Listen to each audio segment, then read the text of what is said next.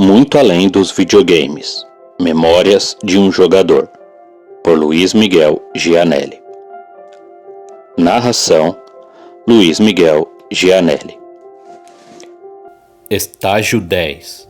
Aventuras na Galeria Pagé. Durante a quarta geração de videogames, o console que predominou em casa foi o Super Nintendo, que meu pai comprou para nós. Fantástico, com 2 controles turbo e transparentes. E pelo que me lembro, só veio Super Mario World com ele. Um jogo incrível que ocupou várias horas da nossa infância. Fechamos várias vezes e descobrimos todos os segredos possíveis, com os caminhos alternativos e mundos secretos. Era muita aventura e diversão, com o barrigudinho da Nintendo e seu dinossauro verde, Yoshi. Mario tornou-se o mascote da nossa família também. Todo mundo gostava dele, do Luigi, da Princesa Peach e até do Koopa. Mas, depois de algum tempo, queríamos novas aventuras. Ocasionalmente, recorríamos às locadoras, mas como o dinheiro era pouco, na maioria das vezes, os amigos salvavam a pele, pois muitos deles possuíam o Super Nintendo nesta época, inclusive meu primo Del, mais uma vez, o principal parceiro no empréstimo de jogos. Passamos do Turbo Game, Top Game, para o SNES na mesma época, mas ele tinha alguns jogos a mais. Dentre eles, o inesquecível e sensacional International Superstar Soccer da Konami, GP1 Parte 2 de moto e o fantástico Donkey Kong Country. Eita, eram jogos bons demais. Mas emprestar era complicado, visto ficarmos pouco tempo com os cartuchos e não dava tempo de terminar ou explorar completamente os mesmos. E quando as coisas estavam boas, vinha o colega pedir o cartucho de volta. Então, o negócio era comprar, ao menos um cartucho. Entretanto, assim como hoje em dia, os jogos eram caros. Eu, como adolescente, não trabalhava ainda, e meus pais não tinham dinheiro para isso.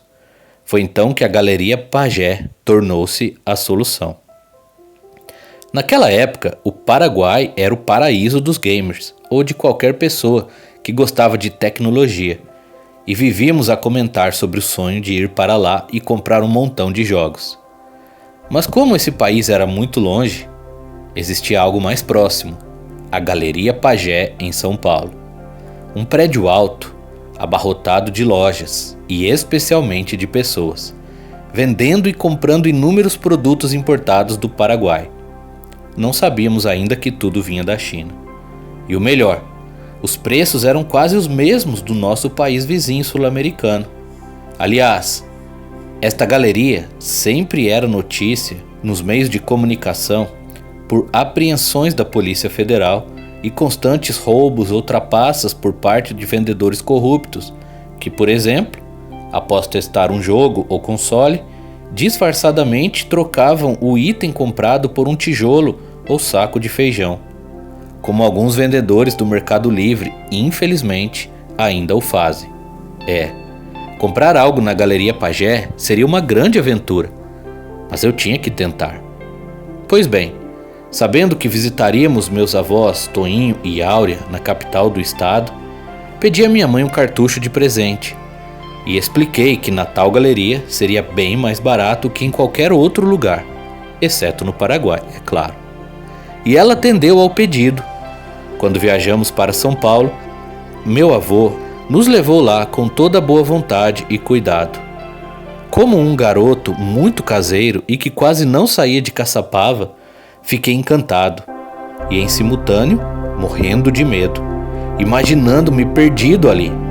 Contudo, a experiência foi tranquila. Não fomos roubados, não me perdi, e apesar da imensa quantidade de jogos e consoles, a maior que já vi na vida, sabia exatamente o que queria: International Superstar Soccer, o melhor jogo de futebol da época, e para muitos, de todos os tempos. Enfim, comprei o cartucho. E o melhor, era um patch peruano chamado Exit Stage, baseado na versão japonesa do game, que permitia editar as equipes, colocar nome nos jogadores, escolher uma super seleção peruana e ainda por cima ouvir uma engraçada e marcante narração em castelhano que começava com o narrador gritando "Futebol, excitante, arriba, oh!" ou algo assim. Que jogão! Tornou-se a febre em casa e entre todos os nossos amigos. Editamos muitas equipes com os nossos parentes, amigos da igreja e colegas do bairro, rendendo muitas e muitas horas de diversão em acirradas partidas e campeonatos. Valeu a pena esta ida à Galeria Pagé, mas não foi a única. Cerca de um ano depois, tio Zé Carlos passou a ir lá regularmente comprar algumas coisas para revender em Caçapava. Meu primo Del avisou-me certa vez e planejei junto para comprar mais um cartucho. Desta vez, meus pais não tinham dinheiro para me dar, exceto alguns trocadinhos. Então comecei a juntar tudo o que pude, a procurar moedas pela casa, inclusive encontrei algumas nos buracos do sofá. Até alguns amigos que jogavam bastante em casa contribuíram com alguns grandes valores, algo em torno de R$1 ou R$2. Com muita luta, consegui uns R$30, suficientes para adquirir mais um grande game de Super Nintendo. E no dia marcado, lá fomos nós rumo à capital. Meu tio, meu primo e eu, numa Brasília velha. A aventura estava apenas começando. Lembro-me bem desta viagem, pois meus parentes tentaram me enganar por todo o caminho, colocando umas fitas cassetes para tocar com música gospel, dizendo que Roberto Carlos e Chitãozinho e Chororó haviam se convertido e agora eram crentes. Surpreendi-me, pois meu pai escutava a dupla sertaneja cantar na noite anterior. Tinha algo errado ali. Bom, no fim das contas, eles não aguentaram e começaram a rir, confessando que eram sósias dos famosos cantores. Até aí tudo bem, mas quando chegamos à galeria, o bicho pegou. Eu não sabia que jogo escolher. Meu tio estava desesperado para comprar suas coisas rapidamente e voltar logo. E a multidão era bem maior que da primeira vez quando a visitei, obrigando-nos a permanecer bem juntos para ninguém se perder. Foi um caos. Eu parava de loja em loja, olhava os jogos, pedia para testar alguns, mas não me decidia. E meu tio, cada vez mais acelerado, ficava estressado. Faltavam só alguns andares e ele ordenou que eu escolhesse de uma vez, pois não esperaria mais.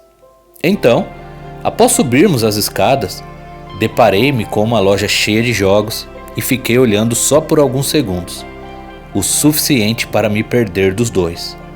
Ao olhar para os lados e não vê-los, entrei em pânico. Travei no meio do caminho e a multidão passando ao meu redor. Olhei para um lado e outro e nada. Não os encontrava. Olhei para as escadas e não sabia se subia ou descia. Desesperei-me. Numa fração de segundos, imaginei-me perdido ali em São Paulo, sem saber o que fazer ou para onde ir, sequestrado ou roubado. Enfim, pensei que nunca mais veria minha família e morreria. Então, orei e pedi a Deus que tivesse misericórdia e me ajudasse de alguma maneira. Dessa forma, esperei, parado ali, no meio do caminho, como uma estátua, atrapalhando o fluxo das pessoas.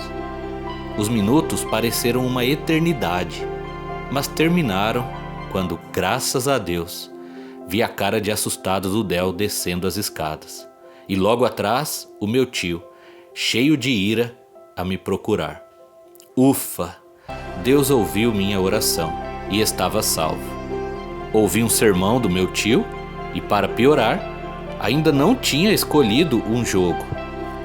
Sendo assim, por ordem direta dele, teria que escolher um naquele andar e iríamos embora.